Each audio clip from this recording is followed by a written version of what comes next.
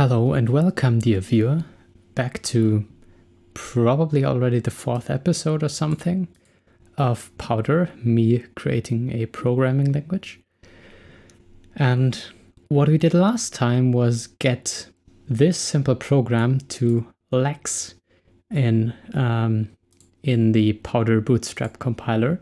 So if I run the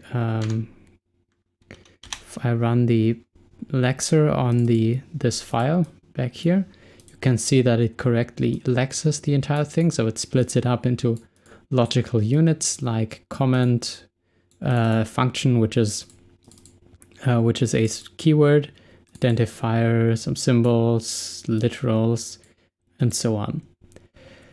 So this time I want to get this stream of tokens parsed into an abstract syntax tree, which is of course the second step of any compiler. Like the first step we've basically done now, at least for this very simple, minimal version of the language. And this time we want to parse a simple AST. So that's the second step, parsing into an abstract syntax tree from which we can then do further processing into a concrete syntax tree and generate code and so on. So that's all very nice. Let's start by creating 2 new files. First we need AST and then we need parser. And AST, they both opened up in the wrong tab. I think we can close this for now. AST will contain all the data structures and parser will contain the actual code. With the lexer, I kind of mixed data and code, we have the data at the beginning up here, and then the code down here, but that's mainly because the data structures of the lexer contain a bunch of lexing and tokenizing code like this from keyword and from symbol functions. And that shouldn't be so much the case with the AST. So let's start by creating a TradeAST. Wait, no, we can actually use enum.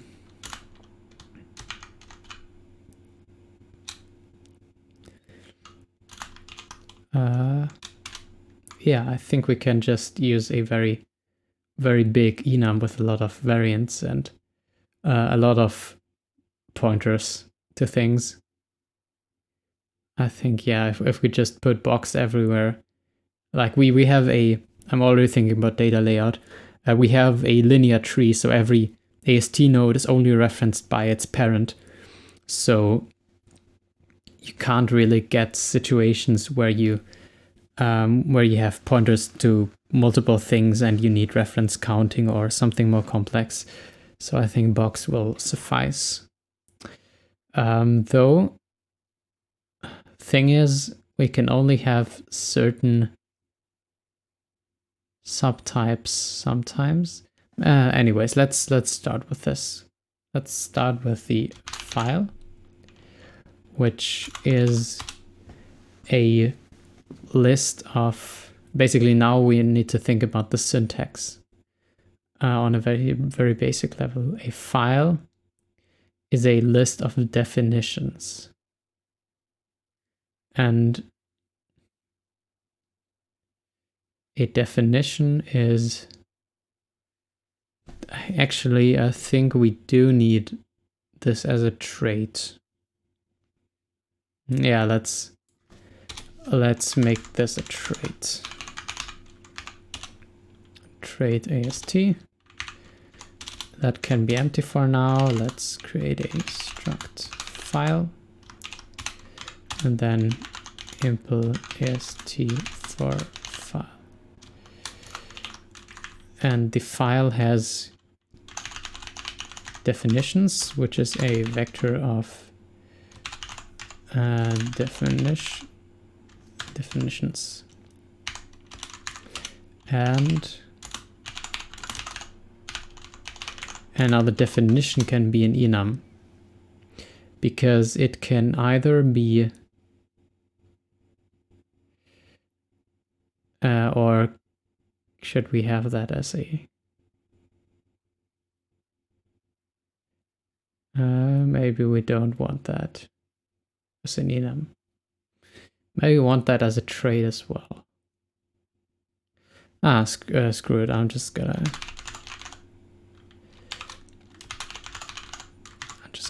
start with this. So a struct function, and let's put this up here, and also AST for definition.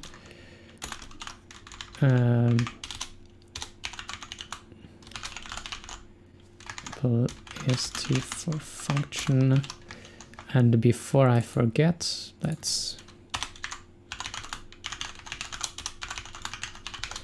put those two modules in so that we get syntax errors. This is a capitalized acronym, so we want AST probably. This complains about dead code. Oh, vect is already on the heap. The boxing is unnecessary. Well, it isn't unnecessary. All right, it's unnecessary because definition is a size type if we make it an enum. Yeah, which I guess is fair. It should be more performant actually. But we don't care about that right now. So let's think about the function. So the function, in like later on, it will have all sorts of things like a return type and argument types and so on. Let's look at the simple file actually again. But for now, I think all we want is the name and the body. So the name is a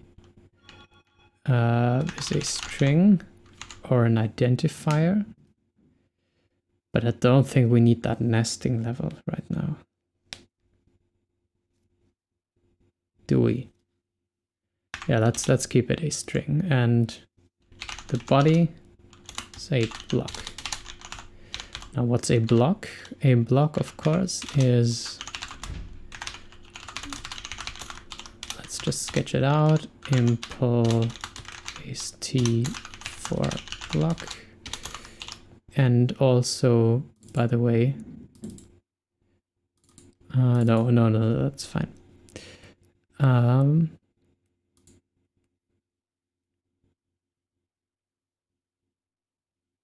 Yeah, okay. I'm slightly confused. Anyways, a block has a bunch of statements. It's a vec of statement. And I guess like the last statement, as in Rust, like the last statement can be, is the return statement in a sense. But yeah, maybe let's put that actually in. Like the value of the block is an expression. And now we have to create those two things. Enum statement, and the statement can be a couple of things. We'll look at that in just a second. Impl AST for statement. Then we have pub struct. Let me check the recording. We have the expression, and then we'll need creating a lot of data structures here. And also let's make all of these public.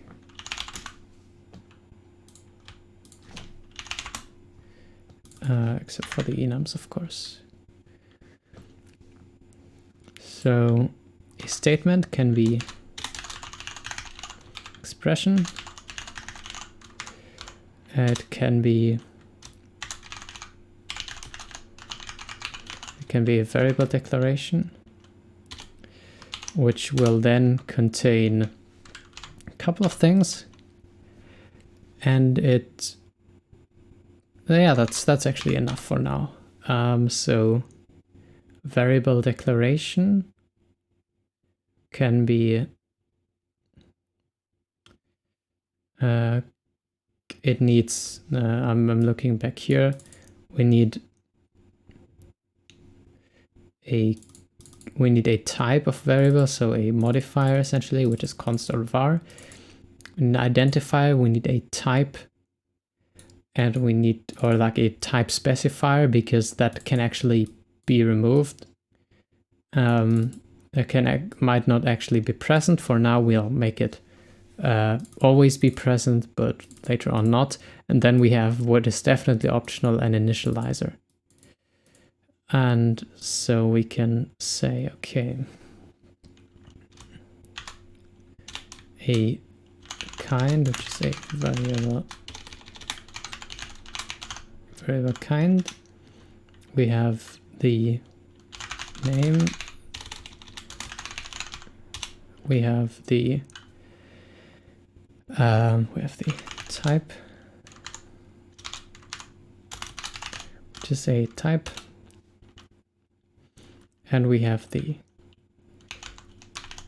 initial value, which is an optional expression. And now we need variable kind and type. So let's do those. Wait, those are enums, right? And like variable kind is the simplest enum. It's just const var constant, or like, let's say immutable.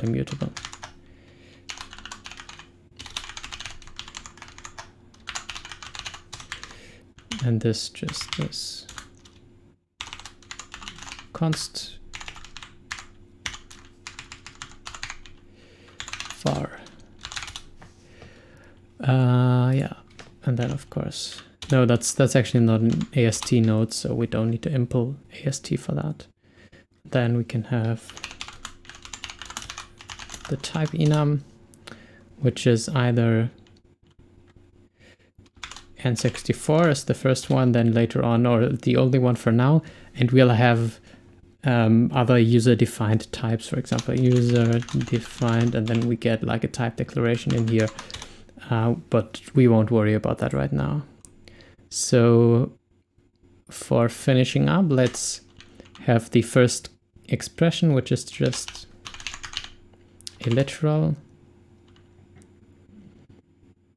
And do we actually want to parse the literal's value here already? Yeah, let's do that. Let's have integer literal, which has an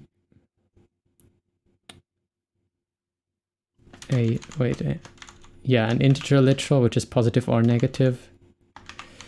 No, wait. Do we actually? Yeah, we need to. This is a unary expression. That's what I'm thinking about. So basically, the literal in the first step is always positive, and the negative is a unary expression. And we might like very quickly optimize that away in like the first step, but for now, like there's just a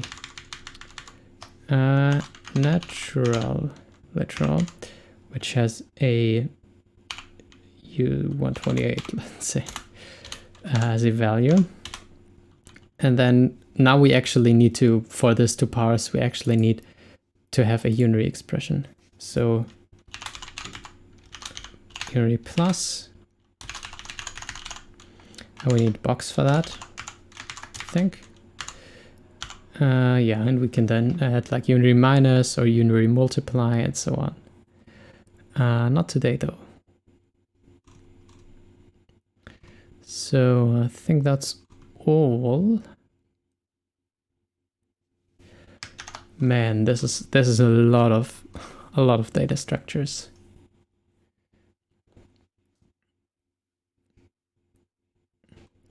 Okay, so yeah. this all type checks, so we can import literally everything here. Create AST. And let's have a function parse, which takes in the tokens, and the Rust syntax is the other way around.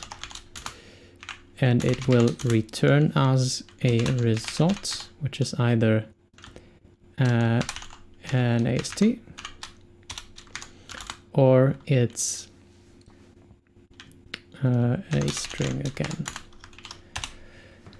So can't find type token because we need lexer token. And this just complains about, yeah, okay. Let's just have that for now.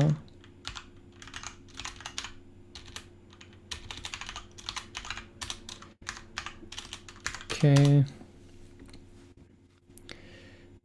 Trade object, right, we need done here, which is fine though, because this usage of wildcard import, yeah, shut up. So argument needless pass by value. Okay, I should just remember to ignore clippy while I'm still writing code. So now we can actually look at parsing here. Okay, so yeah, we need to consume the tokens one by one. So let's take an iterator here. TokenIterator. Iter. Okay, while TokenIterator dot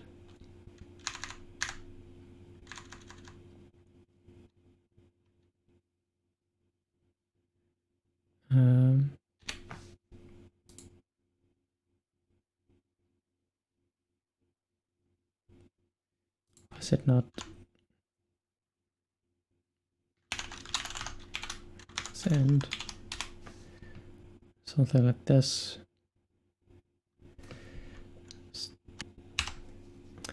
Okay, so let's see in the documentation. Did iter give me the iterator trait?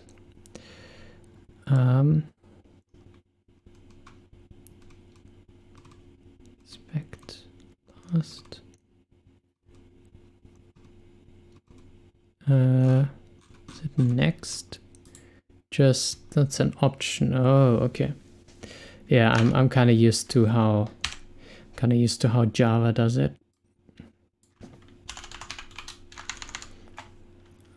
And we can now let some next token is the token iterator's next. What does that complain about? Oh yeah, right now we could write that as a for loop for TokenIterator, but not before long, because we're going to need that TokenIterator in just a minute, because we can advance by more than one token in the loop. Okay, so if token if next token dot, that's a token. We have, let's check the token structure, token type. Type is token type comments. Then we continue. So we just skip all the comments, and we need token type from here.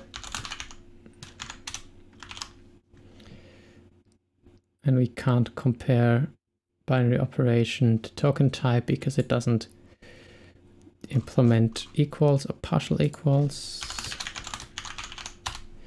It's not a problem because that's very simple to derive. Nothing special at all. This still complains about the for loop.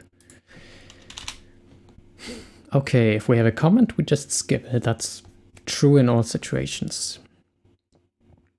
So if we want to, so this is like parse. I'm just thinking about like context and nesting and stuff. So I think we want this. Yeah, this is the general parse function. We will have special functions for special things. This should be pub, by the way. So we can now say, what do we want? We have a file which is a list of definitions. So we can parse a definition. And we pass that function the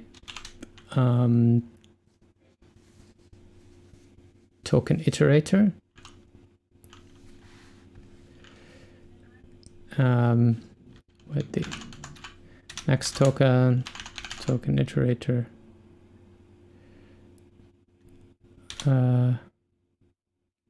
Yeah. TokenIterator and the tokens.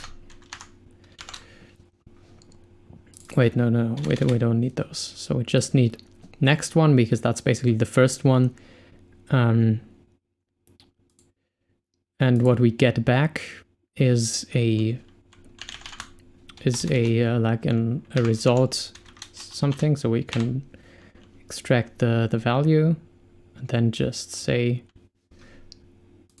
that so basically, yeah, this definition returns a function or some other definition. So we get back a definition. So we can say fake definition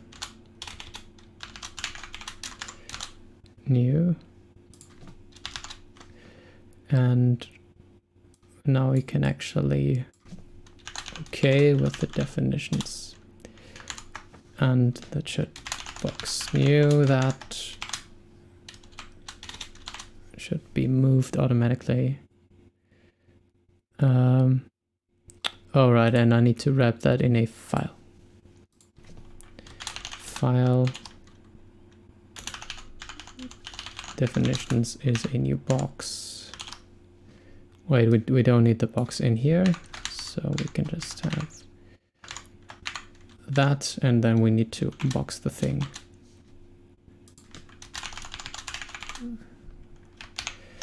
Cool. Now we can just say definitions dot push whatever we parse here, and then we can write the parse definition function, which takes in next token,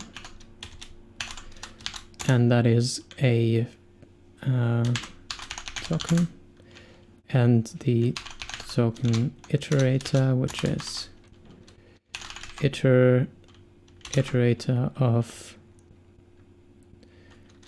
token, I think, and that's a result of definition or string. And that is a trait type that takes 0 generic arguments, because I need to item equals token. That's, yeah, and that should automatically do that for me, I believe, if I pass it a reference that complains about stat slice iter. Stat slice iter. I mean, we can just use stat slice iter here.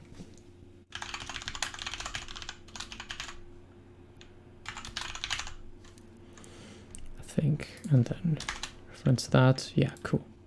Okay. So, of course, for a function, we want to, for now, a definition can just be a function. So for a function, the first thing we want is the function keyword token. So if next token dot type is not token type, the function keyword, then we return error expected function. Okay. What is it crying about? Yeah, this is not missing an else clause. Okay. So let the function name equals that next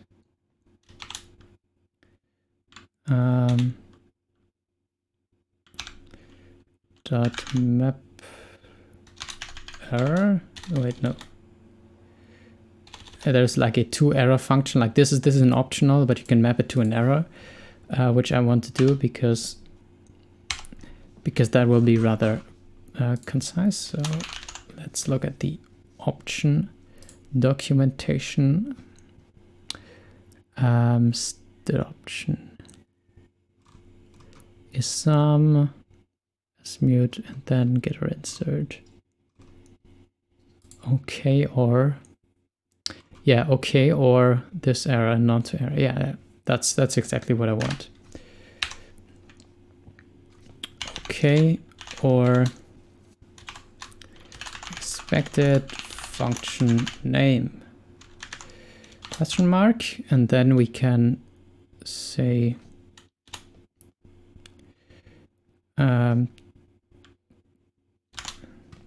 maybe function name.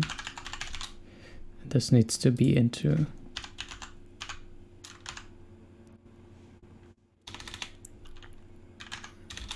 owned or like into something. Yeah, we can just do into. Wait, was I not doing? I have to own somewhere. Is it not finding anything? To string. Okay, weird. I'm not finding anything here.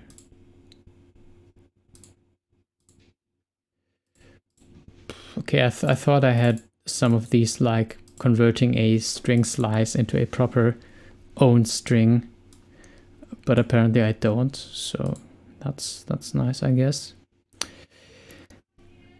Anyways, let's see if we can convert this. Checking the time here. We're already at half an hour and I haven't done anything yet. That's great. I don't know how far I will get in this one. Okay, so if function name dot type it's not token type identifier, then return error expected function name as well. I think this can be converted into no, okay,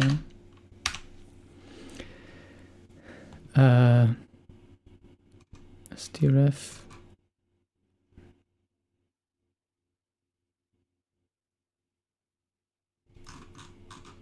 like I'm searching for like a function on results that will give me basically return a result if some predicate evaluates to false and returns the normal value if it's not, it's okay. I don't think that exists though. Like that would be super functional. But I guess not. Like okay, or and then like check if matches, otherwise return the error, or like error if, basically create error if or something like that. That would be super sick. But I don't think that exists. So yeah, let's check the identifier. And then and then we need the parentheses and open curly bracket and close curly bracket.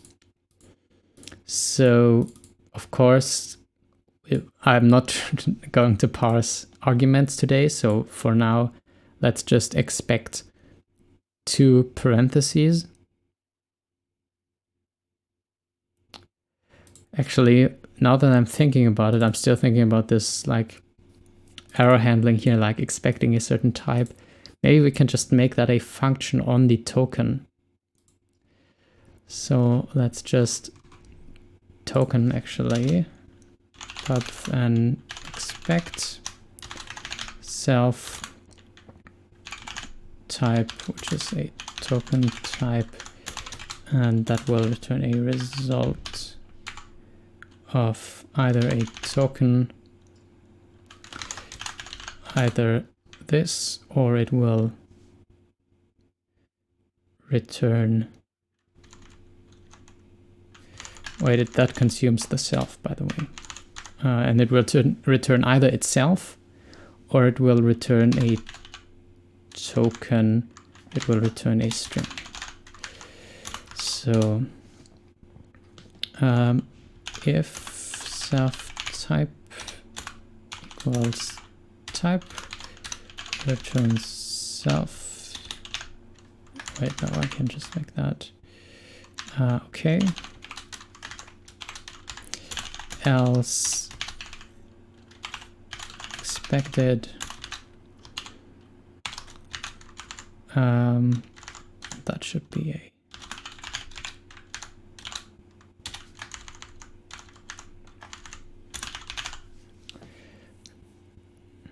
format, of course, and that is not displayable because I haven't implemented that. Let's just use the debug, the debug thingy for now. Okay. So I think we can just do that. Dot expect token type identifier. Then just throw out all of this code. And we can also next token expect token type function. Just throw out the data.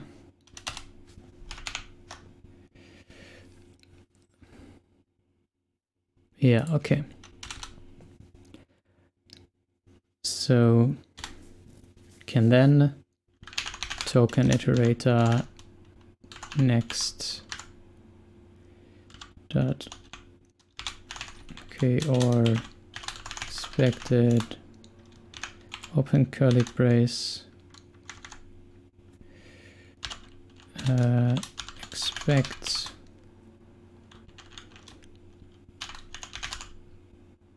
token type open parentheses question mark, and then just place that and use close here. And then we need a fix me here. All right, to do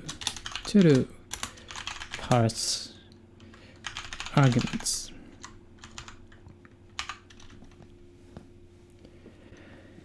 And then let's iterator next.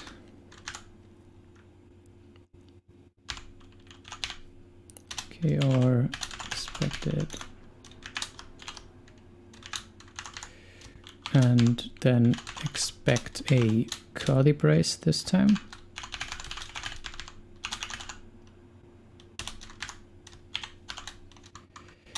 And finally, and then we need to parse the body actually, the block. And I'm actually remembering that this is part of the block, so we can just say parse block here.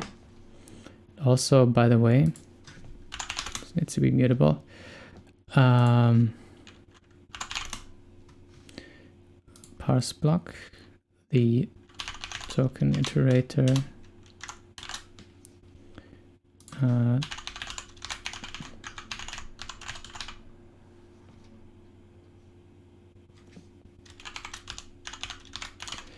Or we're just gonna grab this. Okay. And then we're going to expect the close curly brace after we are done with the block. And then we can construct the function. So let FunctionBody.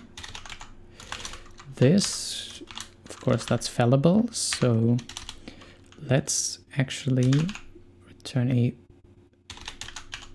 definition function with a function that name is the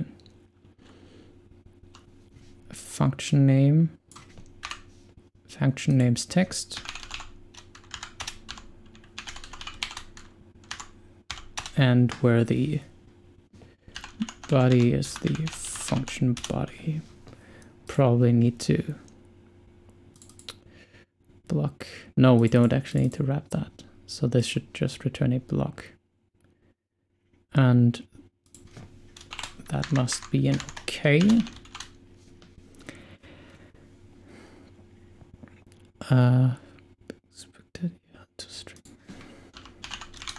So we need to copy the string out essentially, which of course is fine because this AST might live much longer than the tokens which are still referring to like the original source code and just having indices in them. I think it's fine to copy here. Like we're only copying at the very last moment when it's absolutely unavoidable. Okay, let's write parse block. Function parse block, which takes in the exact same thing. Let's just copy the signature actually.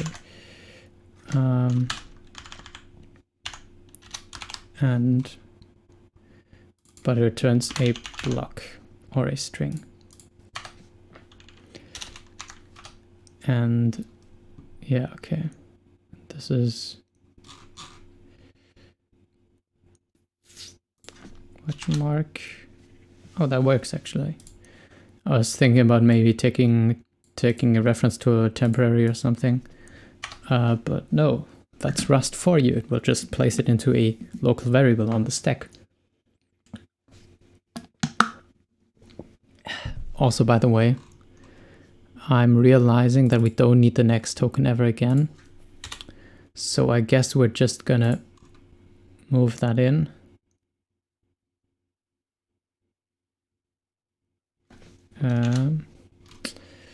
Yeah, let's actually just move that next token in. And if we need it, we can just make a copy, because I think token should be copyable, or we can make it if we need to, because it's like it doesn't have a string actually, it just has indices into a string and a reference to it. So a bitwise copy, which I think is called a copy in Rust, should suffice, like which is quote unquote a fast copy operation, because it's literally just copying the bit pattern, which can be done with memcopy, which is super fast. Yeah, so now we need to write the parse block function, and parse block function will basically parse as many statements as it can and then parse a final value, which I'm realizing now should be an option. So I think we want to parse as many statements as we can. Except, what is a statement? A statement is mostly an expression and some minor other things. Like in Powder, most things will be expressions, because that just makes your language insanely powerful. You can do things like reuse something like an if or a while for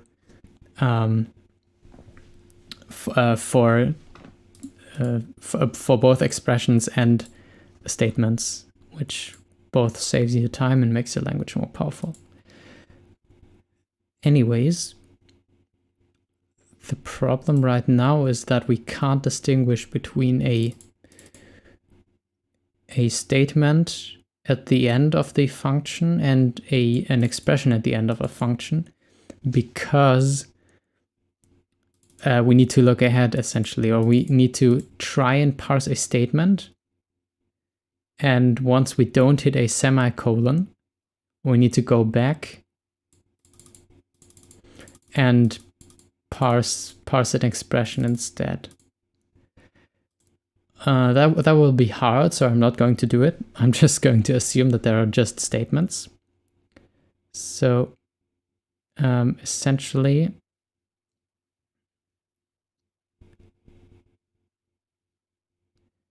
can I actually peek into an iterator? I need to definitely be able to like peek ahead, like look at if the next token is a close curly. So first of all, let's start with next token expect a open brace, and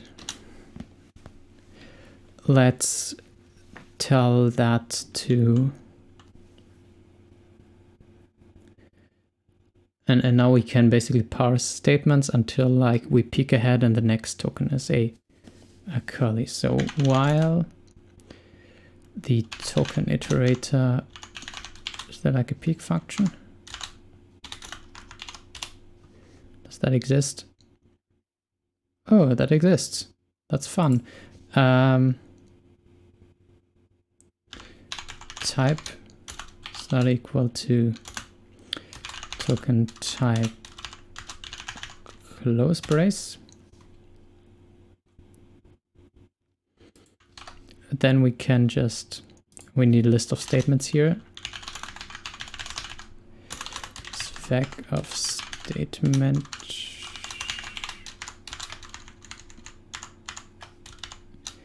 like this. So while token iterator, like the next thing isn't that, then we can just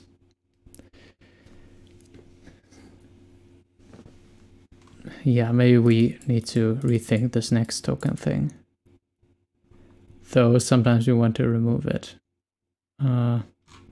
Anyways, I'm not gonna worry about that right now. I think this will work fine. So then we can just parse statement next token and the token iterator.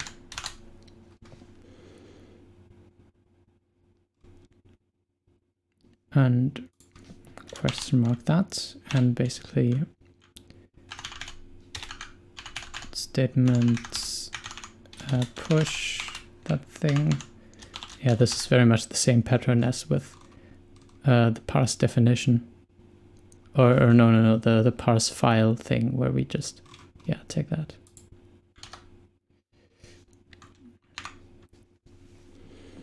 And also I'm reminded that we can have comments everywhere. So yeah, maybe I want to do that later. To deal with comments everywhere.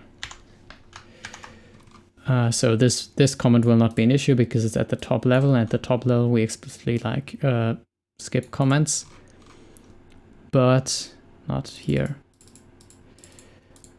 Is it really necessary to Lex Comments? I don't know. I like it kind of. But yeah, so let's okay the statements here. Or okay the block that gets the statements. Why is that not okay? The value. value none, and put another to parse last statement, parse expression. Okay. Now, peek doesn't actually exist. So let's see. We need to look at the slice iter, which is probably an iterator or something. To it implementations iterator. So let's just look at that. Any find fold inspect. No. Peekable. Oh.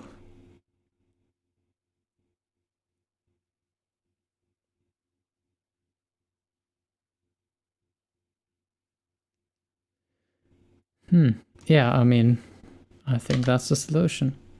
We need peekable.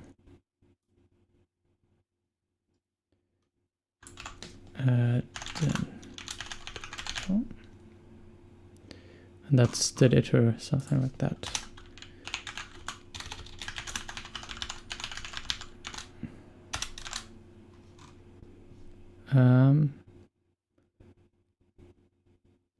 That's a struct actually. Well, very cool. Lexer token is not an iterator. Oh, of std slice iter token. This will be painful. Yeah, so we need this everywhere, I think, so that we can do the peek stuff.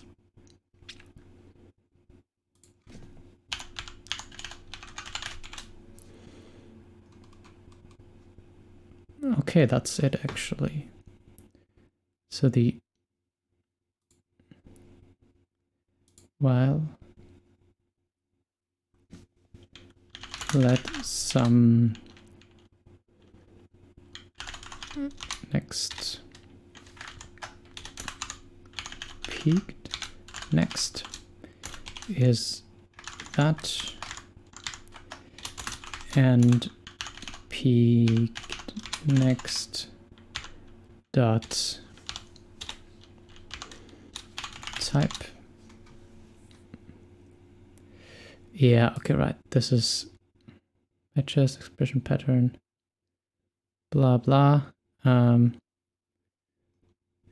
There is a feature for this shit. I just ran into this earlier today. There is an actual thing for this.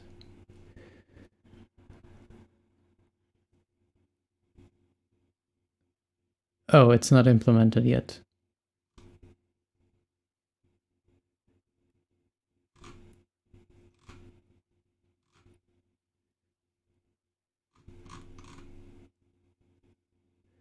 Or did they already implement it?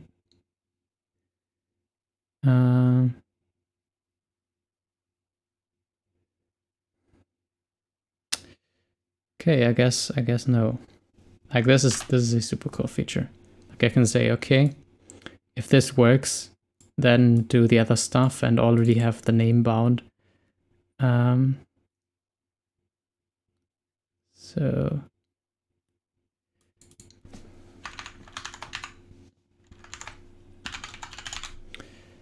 can I not do the normal one? Okay, I guess not.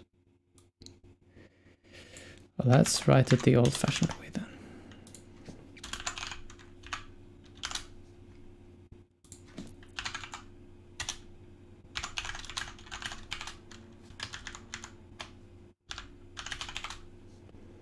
What is it? Unwrap, right.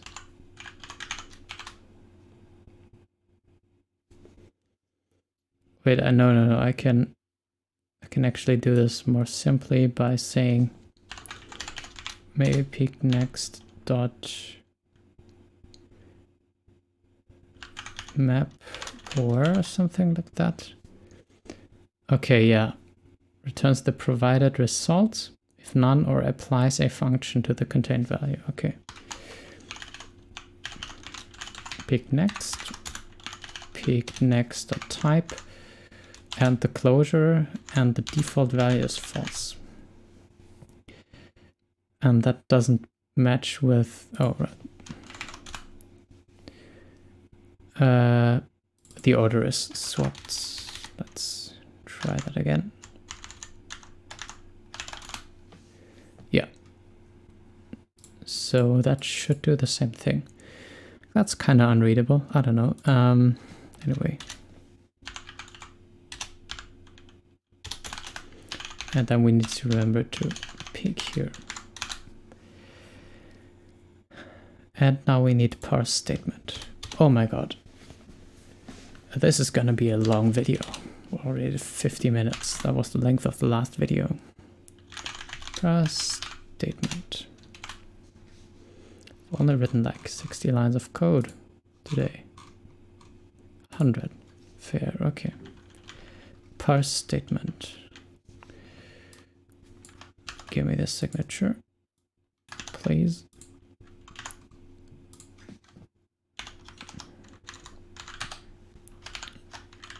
And let's format some stuff. Edit. Okay. So for now, other statement types. For now, we're just going to parse these function definition statements. Okay, so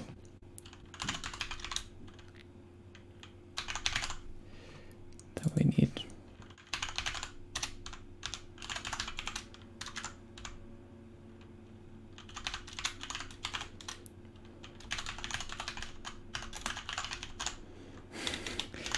Honestly, I don't know what to write here.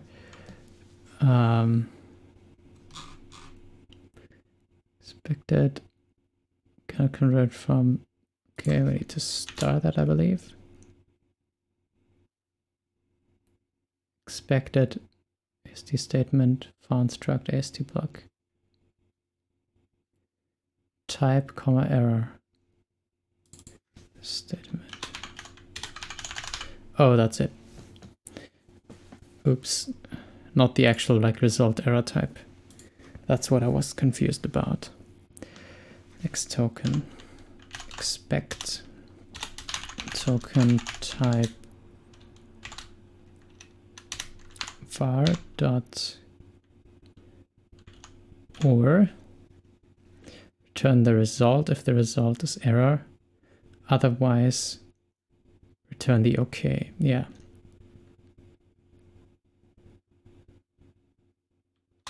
Or else, I think it is, with an operation. So basically, if it's not a var, it's still okay if it's a const. So we can do that.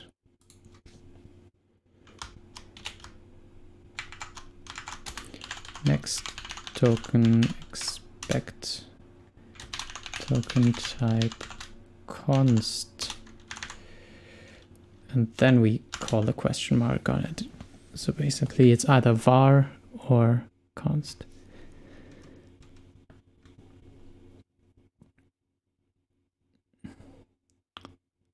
Take one argument. We need to throw away the error here because we don't care about the error.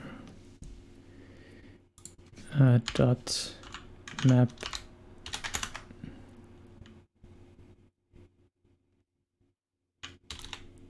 I think that's map error actually.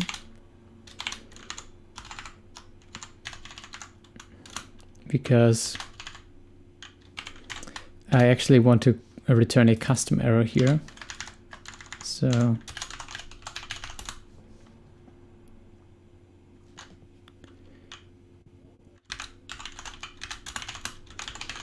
because just returning expected const is not very helpful. And we need to into this, I think. Let's see.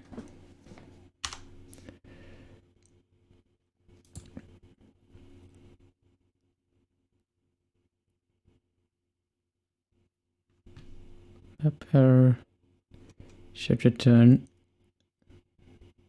a type of t, f. So if f is just the same as e. Oh wait. I don't need the error thing here because that just automatically does it for me.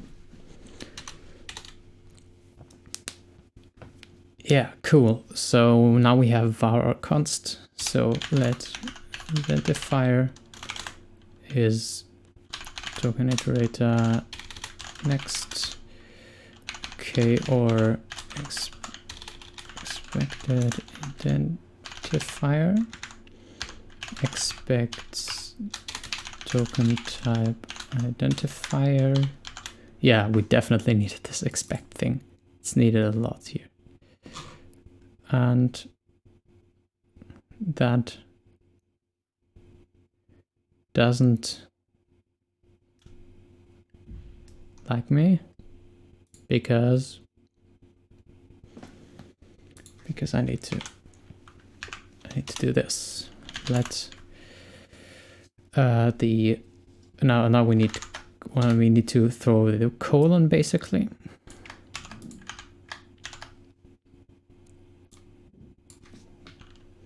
Expected colon.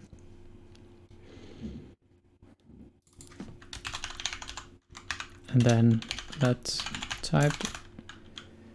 And then we just expect N64 for now to do allow any type. This is of course type underscore. Can just do that again. Expected type name. Expected type. 64 for now. And actually that can be called underscore type because for now we won't use the variable because we assume that it's always N64. Okay, then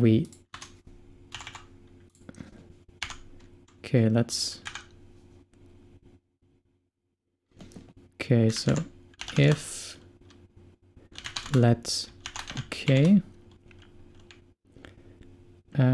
equals if we get an equals here, which yeah, we might get an equals, but we might also not. So if we get an equals, then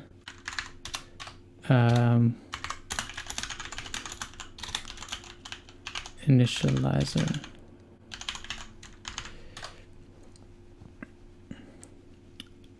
so let's then next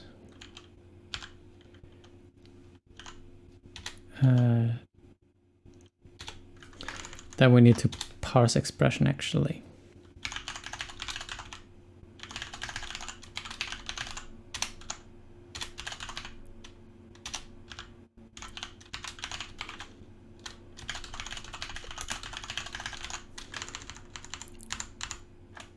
So we're nesting things very deeply here. But on the flip side, like we can reuse all of those functions in different places later on. Because there's a lot of expressions and a lot of statements. And basically statements are mostly just expressions. So, okay, we need... The other thing is the token iterator itself. And then let's... the initializer is that. Basically, no, I basically can do let initializer equals, and then we can use parse expression. Else we can have none, I think. Yeah, we can do some and none, and that means we can then let the if it exists. Else, otherwise,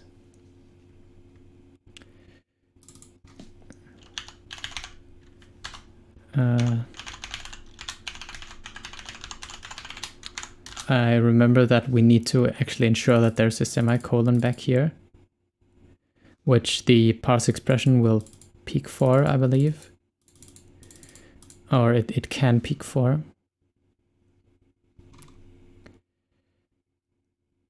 We can't dereference this because we need a question mark here. And then in this case, we need to next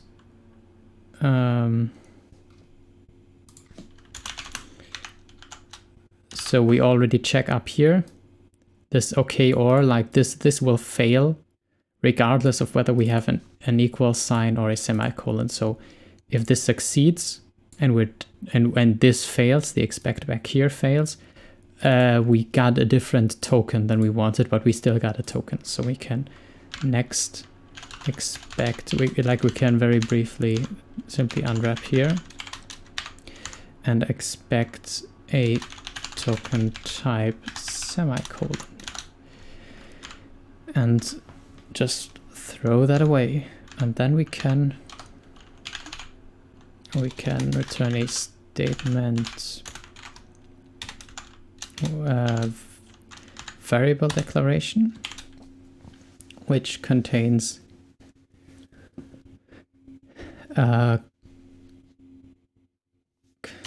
what did I say? The variable declaration contains kind name type initial value. Kind if the oh right, we don't have this, or wait, I think that's it. Also, why is this formatted this weirdly? I don't know. Yeah, this looks like a formatting bug in Rust format.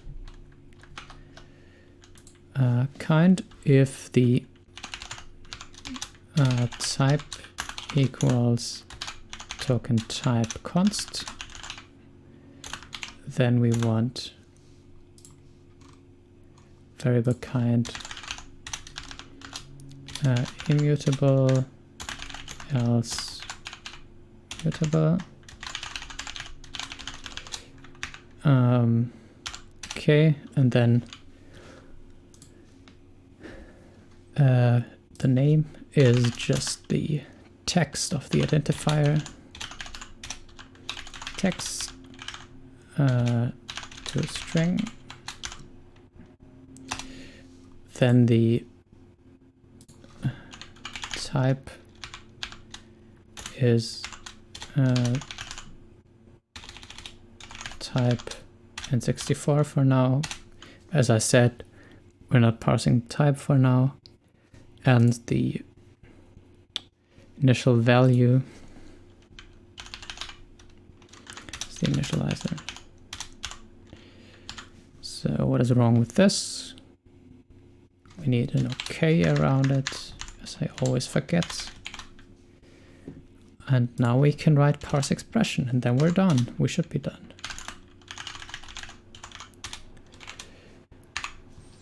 So let's do that. 1 hour. Cool.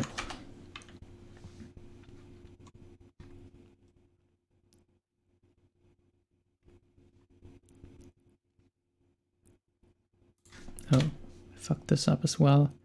Initializer expected enum is the expression, found enum the result. Wait, where's that? Oh, wait. Need to like grab that back here. It's the expected expression found statement. Oh, right. Oh, this should work. Okay. Now, again, parse other expressions. But for now, we're just going to parse maybe a plus and then a number. So if next token dot type equals token type plus, then we want to create a unary expression and parse another expression behind that. Okay, so we want to. So a unary expression is the strongest binding expression. I think that's fair. Like all the unaries can be strongly binding to whatever is directly behind them. Because we need to think about operator precedence, but I think it's fine if we have something like, let me see, -78, I was right. 97 times 3, of course we want -97 to count as one thing, and then we have the times 3 back here, and we don't want to have this, or like in this case it doesn't make a difference, but in general it might make a difference. But still we want the negative to strongly bind to the 97, essentially. Okay, so we can just take the unary expressions first, which is not just plus, but for now it's just plus. Then we can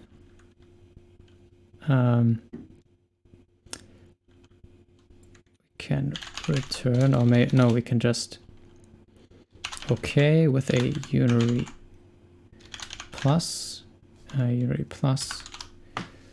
that takes another expression that just parenthesized another expression,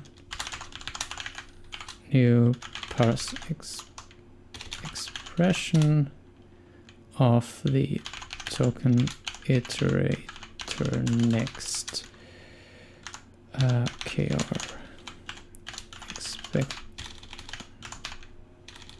expected expression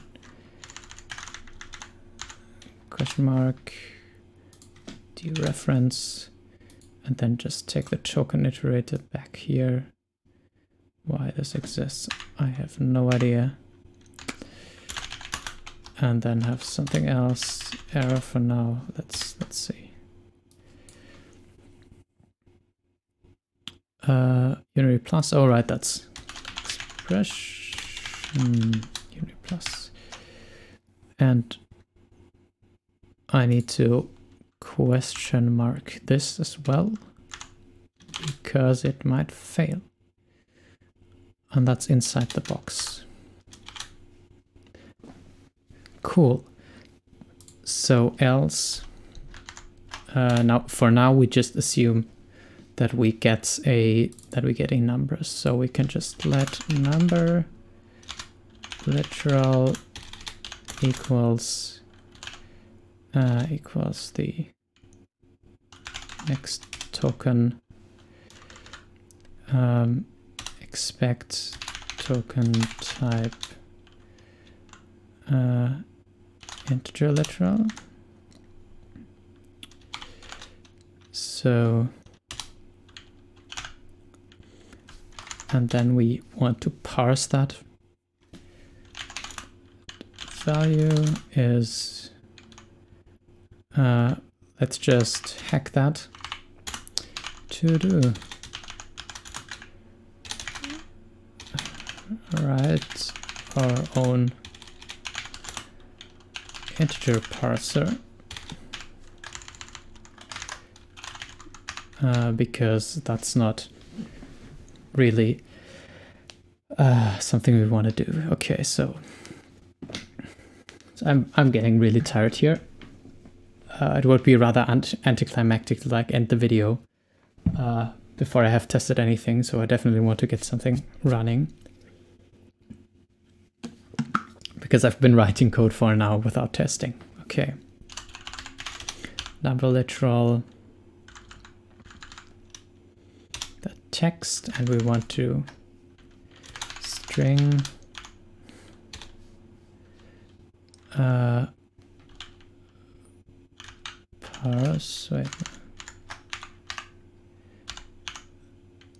parse, right.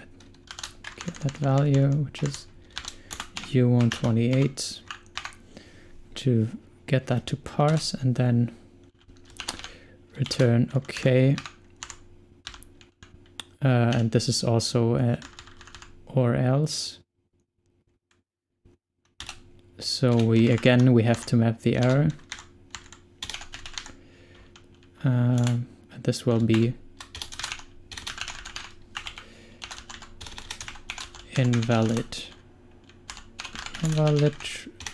literal, and we just print the error that Rust gave us.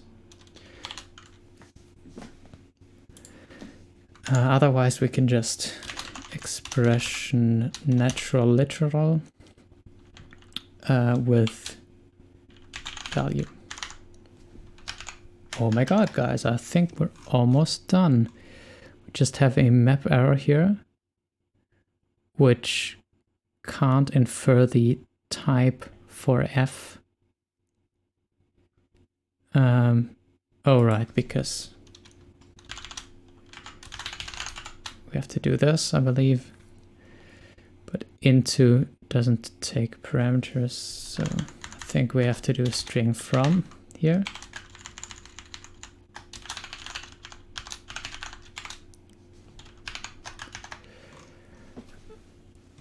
Okay, that might be it. Like 150 lines for a very basic parser that nevertheless should be able to parse this entire thing, if I didn't screw up entirely.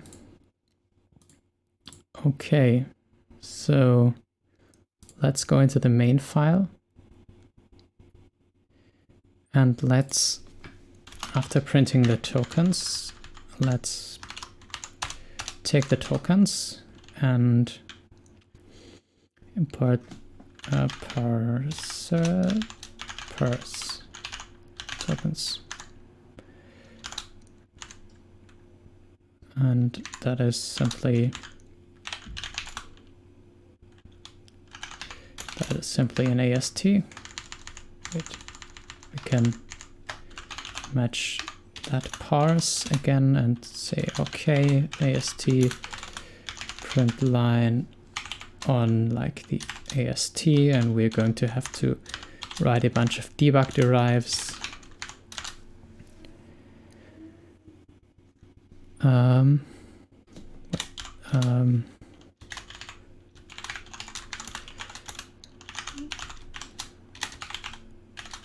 While parsing.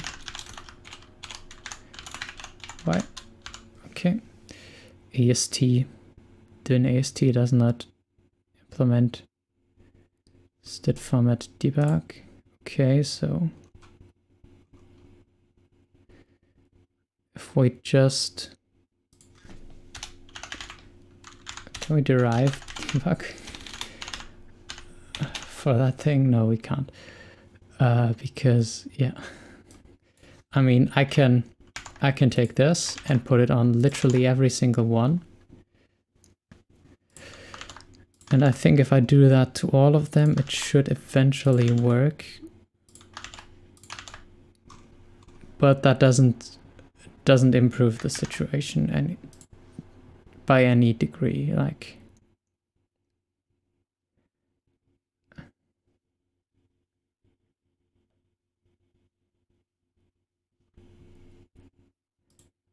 can I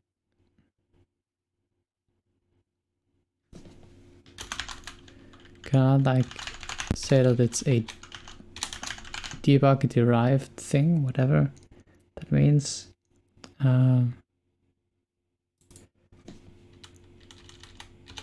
they're like Rust trade extend, maybe? Does that exist? Inheritance. Yeah, we know if some type has B, it also necessarily has A. Yeah, that's exactly what I want. I want to force every AST implementer to also be a debug implementer. And you can use this thing. So TradeAST. And why that doesn't work, I don't know. Because debug is a macro, but it should also be a trait. Because you can also manually implement it if you want to. Trait. Yeah, maybe I just have to import that.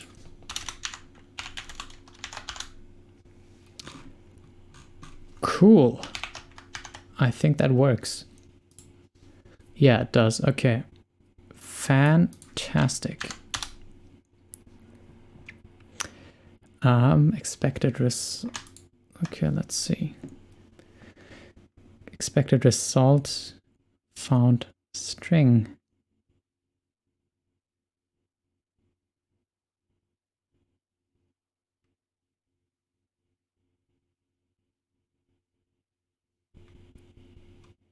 This error originates the macro format. Try wrapping. Wait, I did the exact same thing up here somewhere. And now this is the wrong type. Move occurs because we have the token. Copy. Do we need the token iterator next?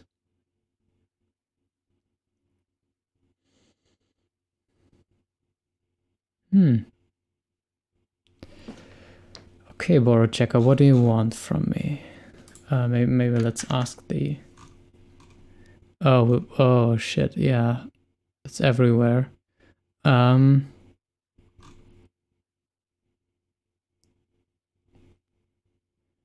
this is because removing that thing again. Oh god.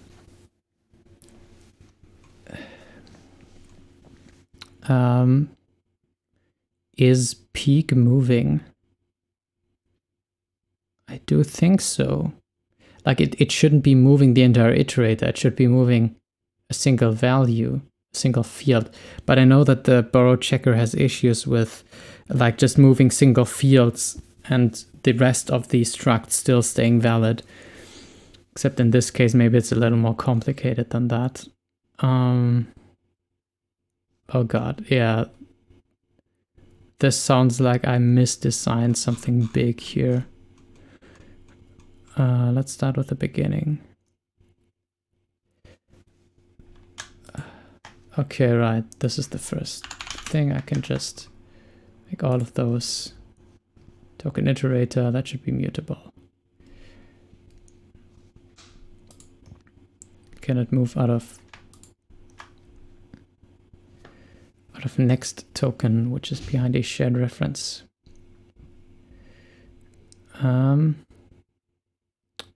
Sure, because next token is just a token. The cool thing is I can now, that's what I said beforehand, I can just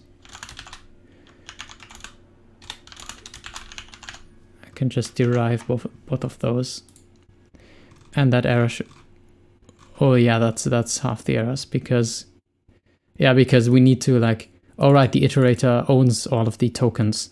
So basically in these cases we want to create a copy, which is okay, I guess, because tokens are really not that heavy objects. Like token type, which is like a 64 or something. Yeah, 64, okay, a couple 64-bit things in one pointer. That's cheap. Okay, what do we have here? Cannot borrow statements as mutable because we need mut here. And now this is an unused result. We need to put that into a question mark. And this is, oh, this is Clippy already. Cool. So I didn't actually code myself into a corner. I basically only forgot to make copyable the token. This is a map error. Yeah. I did think that was the issue. So I could just do this. Okay. Thanks, Clippy. That was very helpful. I thought I'd say that. Oh, I can just pass this by reference also. And now we need to fan flippintastic. And now I can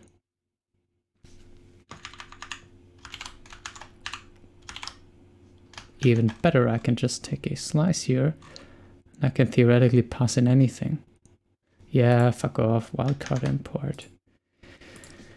Does it actually complain about the wildcard import? No, it doesn't. Okay. Yeah, so now we're running, but we're panicking. Good that I still have the Rust backtrace on, because that happens down here, error while parsing.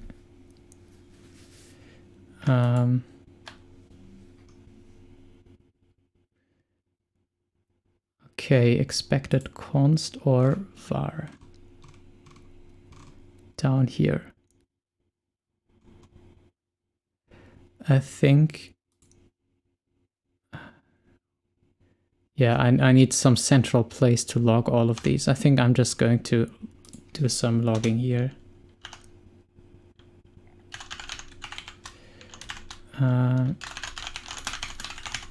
Checking for type underscore.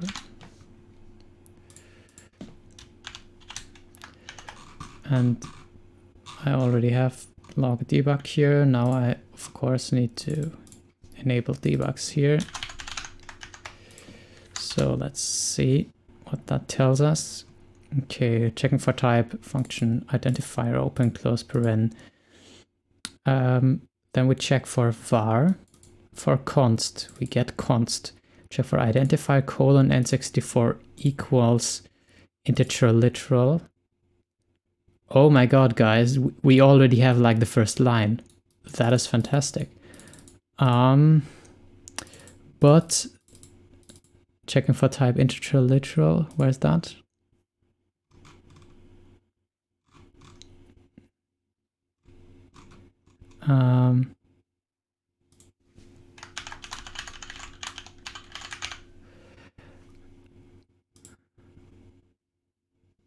Equals, checking for type integer literal. We don't get integer literal, so we... Why is the next token not plus? All right, because we never do an expect check here, which means that like this gets unnoticed, kind of. Let's actually verify that we have a plus here.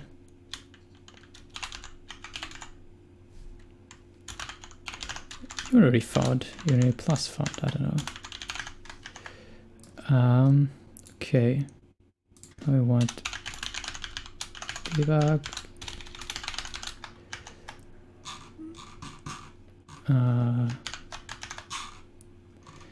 Okay, let's run that again. Yeah, we find a Unity plus. Then we're checking for integer literal. And we should be, now let's check, parse expression is called up here. And,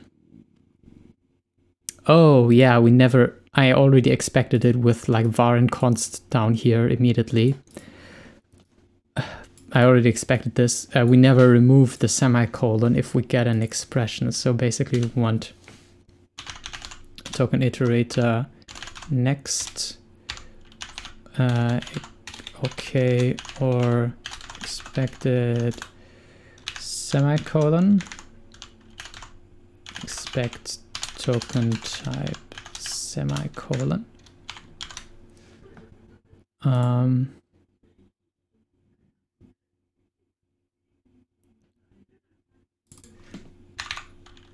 Let expression result, let expression. So now we need to okay. What is this? All right, we need another question mark here. I like how the error handling, I mean, we have some error handling here, but it's really well hidden either way. Boom! We have a parse, ladies and gentlemen, and everyone in between, and everyone outside of the traditional gender binary. Let's not get off topic here. Checking for type, integer literal, semicolon, var identifier, colon, n64 equals integer literal, semicolon, close brace. Okay, and let's actually pretty print that.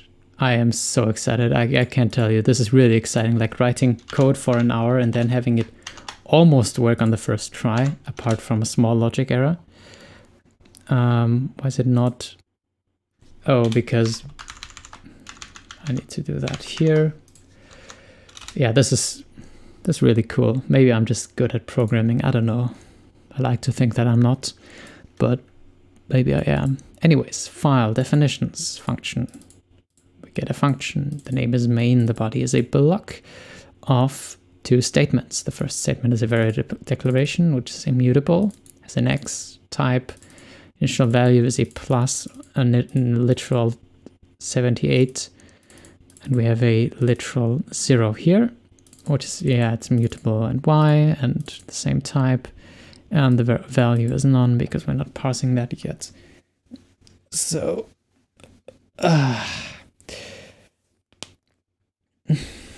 this is fantastic.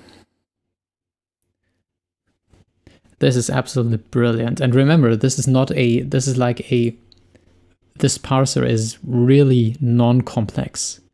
It's just looking ahead, basically, and it's peeking forward a couple of times.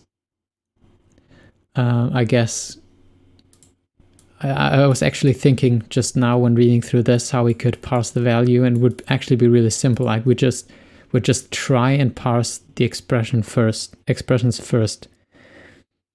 But then still we need like some state machine in the token stream and like rewind essentially to an earlier state. Which would be rather complicated with like the iter that we have right now. This massive type down here, this thing, which is peekable, but still we're consuming it basically instantly and not looking back. But right now for like these simple things, we can distinguish the kind of thing that we need right off the bat. So actually for a test, let's see if we're at 1.5 hours. I actually want to check if we can like very quickly make it parse global variable definitions by just changing a bit of code up here. So let's see if okay, function name, then we can do all of this, else do something else. So that's the old case, and so else if let okay, wait, no, else we can just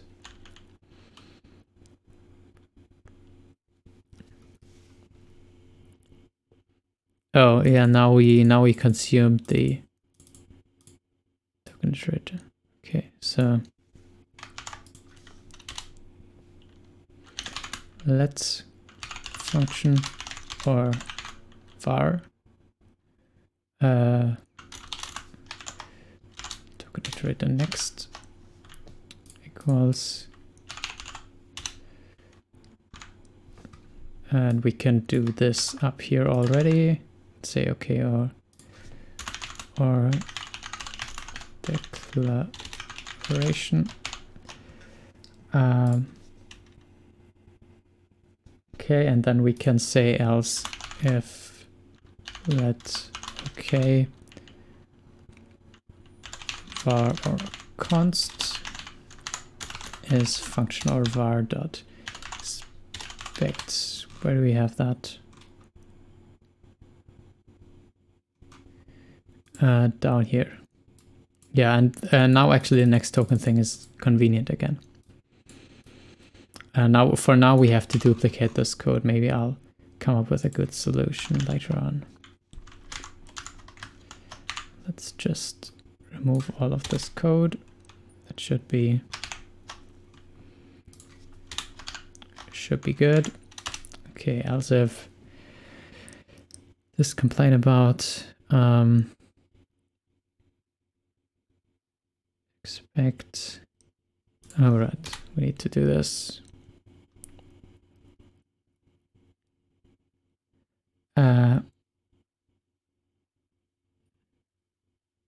Oh, actually, we can just not bother with this. Like just do that in all cases. So we can have the first function token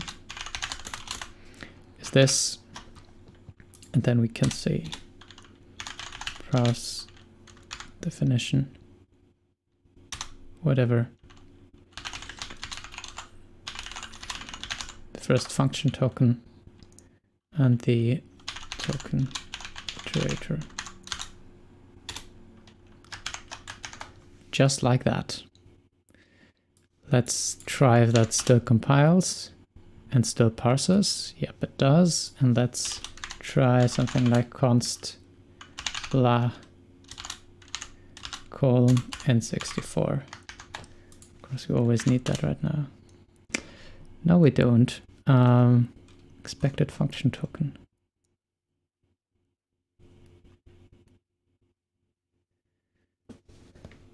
Why do we get an identifier here? Oh, because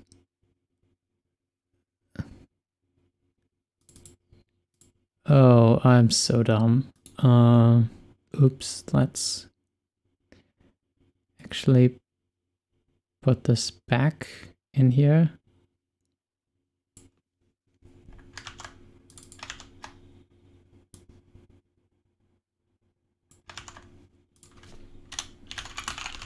The function name is this thing.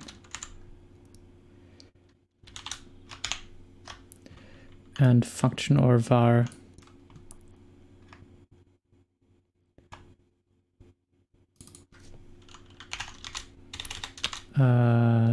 this.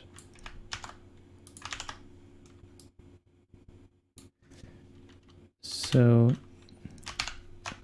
yeah, we have to check the first token, which is already this or this. Okay. Now we need to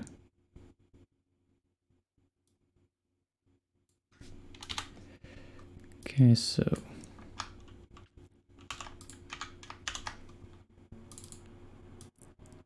expected variable duration TokenIterator next. Now that should be it. Except yeah, we can just do is okay here.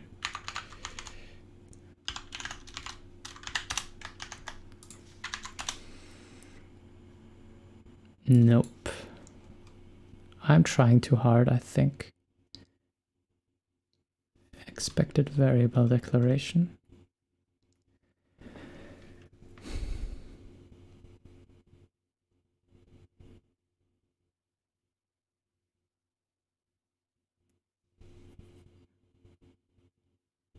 Close brace.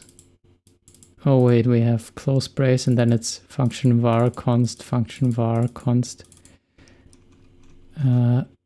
Parse definition probably wasn't such a good idea. I wanted parse statement.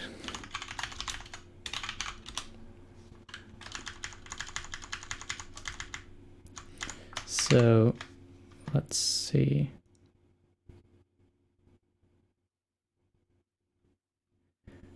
Expected definition found statement. Because a definition is not a statement right now.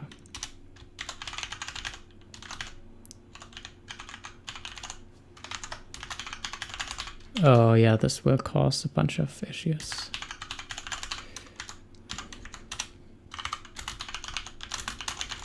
Only declarations are allowed. Yeah, okay. That won't work. Then we'll need definition statement question mark this. And okay the entire thing. Okay. Boom. Nope. We need an identifier. No. We're still doing the function var const thing.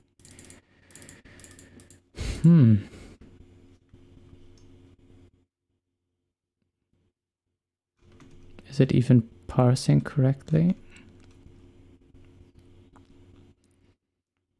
Yeah, it is. Okay. Lexing, sorry.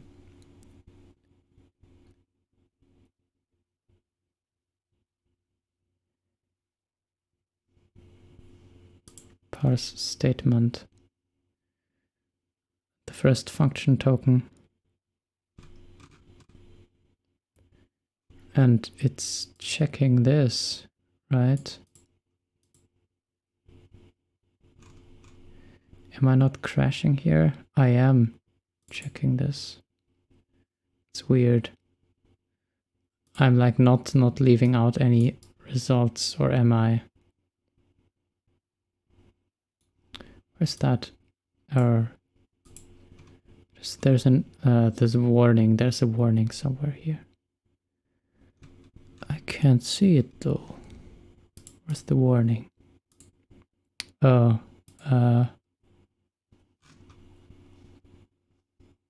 yeah, this is the error here. Let's actually do that. Yeah, this is probably just a bug in VS Code. Okay, I don't know. I can't fix this for now, but we do have. If we comment this out, that already should work. Let's see. Yeah, we get the function. That works. Cool. So let's make a commit, 1 hour and 40 minutes. And remove that because it doesn't work.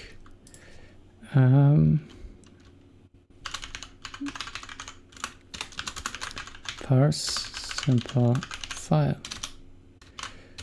We can already handle functions, comments, functions, some comments, variable declarations in function bodies, and integer constants as initializers. Somewhere along these lines. Okay. Let's format all the files because I don't have a pre-commit hook set up yet for formatting that. I might do that between episodes. So yeah, do all of that. Commit. And with that, thank you very much for watching. This was a really long one. I kind of anticipated it, but also I really didn't. So thank you for sticking through that. Until next time, goodbye.